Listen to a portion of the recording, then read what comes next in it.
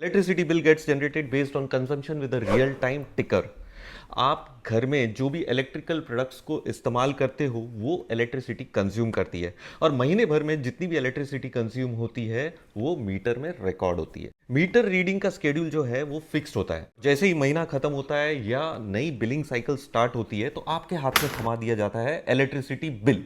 सबसे पहली नजर जो इलेक्ट्रिसिटी बिल पे पड़ती है वो है अमाउंट ड्यू और ड्यू डेट।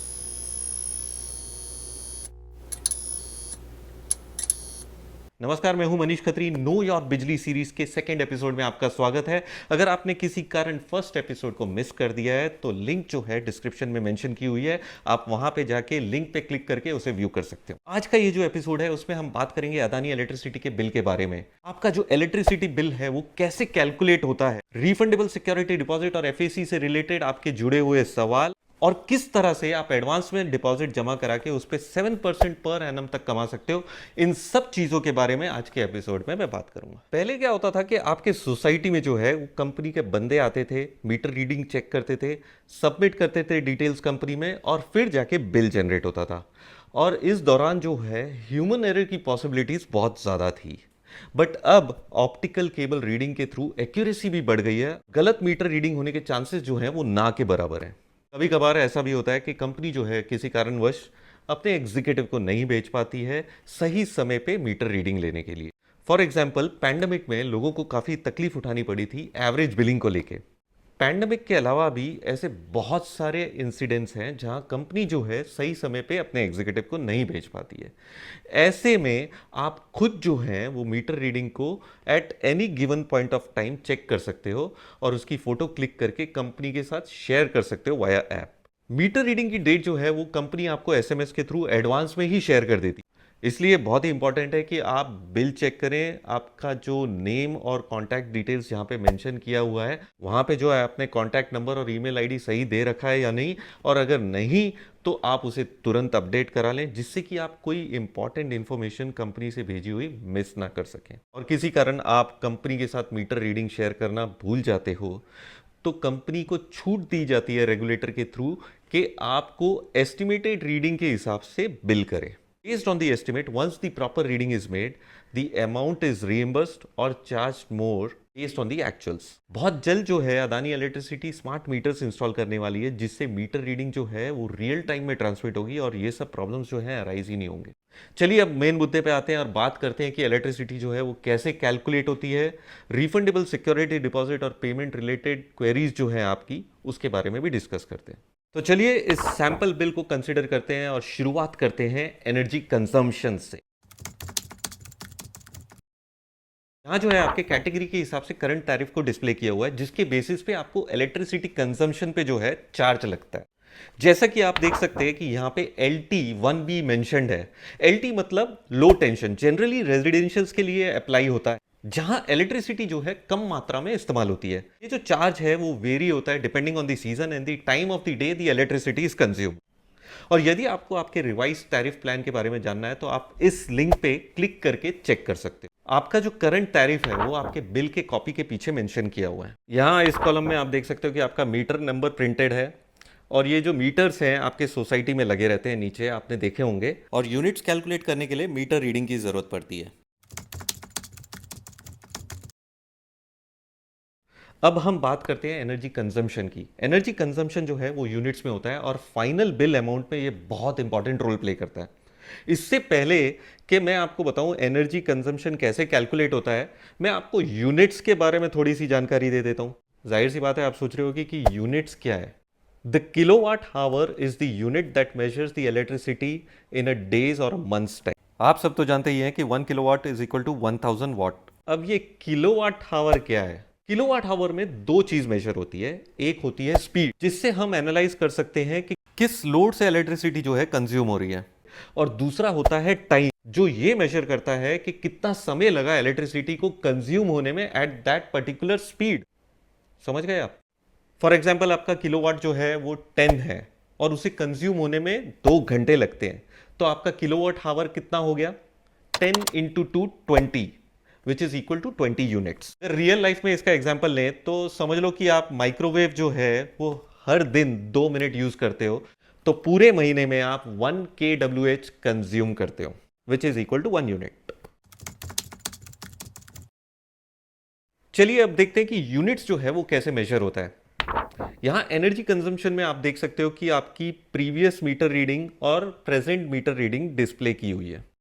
तो आपकी जो एक्चुअल यूनिट्स आपने यूटिलाइज की है वो होगा आपकी current meter reading minus previous meter reading. इस केस में 300 यूनिट्स हो रहा है, वो है आपका एक्चुअल कंजम्पशन यूनिट्स में। बट जो फाइनल बिल अमाउंट है वो भी वेरी होएगा, क्योंकि आपके करंट टैरिफ के हिसाब से चार्ज होएगा। ये सैंपल बिल को कंसीडर करें तो यहां इस बिल के टैरिफ के हिसाब से फर्स्ट 100 यूनिट्स पे 2.9 पर यूनिट के हिसाब से चार्ज होता है, और 101 टू 300 यूनिट्स पे 4.85 पर यूनिट के हिसाब से चार्ज होता है। यहां कस्टमर ने टोटल 300 यूनिट्स इस्तेमाल किए हैं, इसलिए फर्स्ट 100 यूनिट्स 2.9 के हिसाब से चार्ज होगा, यानी 290 रुपीज, और बैलेंस 200 यूनिट 4.85 के हिसाब से चार्ज होगा, यानी कि 970 rupees. So total energy charges यहाँ 290 प्लस 970 यानी कि 1260 रुपए होते हैं। टैरिफ के हिसाब से फिक्स चार्ज यहाँ 110 कस्टमर को लगाए गए हैं। व्हीलिंग चार्जेस 1.57 पर यूनिट के हिसाब से 471 रुपीज लगा है एज पर टैरिफ। यहाँ FAC यानी कि fuel adjustment charges if applicable mention किया जाता है। इसके अलावा गवर्नमेंट इलेक्ट्रिसिटी ड्यूटी और टैक्सेस यहाँ पे मेंशन्ड है। इन सब को जोड़ के आपका करंट इलेक्ट्रिसिटी बिल अमाउंट जो है वो यहाँ पे मेंशन किया हुआ है। यहाँ पे अदर चार्जेस मेंशन किए हैं which includes discount on digital payments and interest on arrears. Previous month में अगर कोई आउटस्टैंडिंग अमाउंट है तो वो यहाँ रिफ्लेक्ट होगा, और फाइनल बिल अमाउंट जो है वो यहाँ। अभी अभी आपने देखा था बिल में कि आपको व्हीलिंग चार्जेस और FAC भी लगाया। अब ये जो व्हीलिंग चार्जेस है उसे कहा जा सकता है ट्रांसमिशन या ट्रांसपोर्टेशन चार्ज। ये जो पावर जनरेशन प्लांट्स हैं वो रिमोट एरिया में लोकेटेड रहते हैं, और वहाँ से आपको इलेक्ट्रिसिटी ट्रांसमिट होती है। ये जो पावर ट्रांसमिशन का काम है वो है ट्रांसमिशन कंपनी का, और डिस्ट्रीब्यूशन कंपनी जो है उसे ट्रांसमिशन कंपनी को ट्रांसपोर्टेशन चार्जेस पे करना पड़ता है, और इसी चार्जेस को व्हीलिंग चार्जेस कहा जाता है। FAC का फुल फॉर्म है फ्यूल एडजस्टमेंट चार्जेस, और ये एक वेरिएबल कॉस्ट है which depends on the ever changing prices of the coal और fuel. Price of the fuel or coal changes every month depending on the supply and the demand of the coal, and thus the cost of producing electricity also changes. The electricity generation company pass on these charges to the distribution company, who in turn passes to the consumer. Based on your consumption आपसे security deposit भी लिया जाता है, जो वक्त के हिसाब से रिवाइज किया जाता है, और ये as per the regulator mandatory है। इस कॉलम में आपको पिछले एक साल का कंजम्पशन डेटा मिल जाएगा, जिससे आप चेक कर सकते हो कि आपने कौन से महीने में ज्यादा कंज्यूम की है इलेक्ट्रिसिटी और कौन से महीने में कम। उस हिसाब से आप इलेक्ट्रिसिटी को बचा भी सकते हो। और जब भी आपके पास इलेक्ट्रिसिटी बिल आता है तो यहाँ पे जो है इंपॉर्टेंट मैसेज डिस्प्ले किया हुआ रहता है, जिसे आप पढ़ेंगे तो आपके लिए फायदा है, क्योंकि यहाँ पे आपके बिल से रिलेटेड जो क्वेरीज हैं वो आधे से ज्यादा सॉल्व हो जाती है। अब बिल जनरेट हुआ है तो आपको पे भी करना है। पे करने के लिए आपको लगेगा यूनिक अकाउंट नंबर, जो यहाँ पे प्रिंटेड है। यहाँ पे आपको अदर डिटेल्स मिल जाएंगी, जैसे कि आपका ड्यू डेट और अमाउंट ड्यू वगैरह। You can make the payment through various modes, जैसे कि UPI हो गया, क्रेडिट कार्ड हो गया, कैश पेमेंट भी है, बट कैश पेमेंट अवॉइड करेंगे तो बेटर ही है, क्योंकि डिजिटल पेमेंट पे यहाँ पे आपको डिस्काउंट भी, यदि आप टाइम से पहले पेमेंट करोगे तो आपको बोनस भी मिलता है।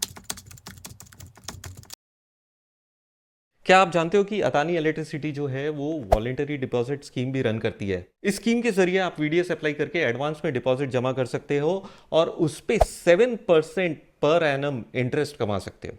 इस स्कीम के जरिए आपका जो बिल है वो ऑटोमेटिकली एडजस्ट हो जाएगा आपके डिपॉजिट अमाउंट से, और बची हुई राशि पे आपको इंटरेस्ट मिलते रहेगा। आप चाहो तो इसे ऑनलाइन भी अप्लाई कर सकते हो। Deposit should be paid for a minimum of 6 months of your average bill and should not be less than rupees 3,000 and in multiple of 500 thereafter.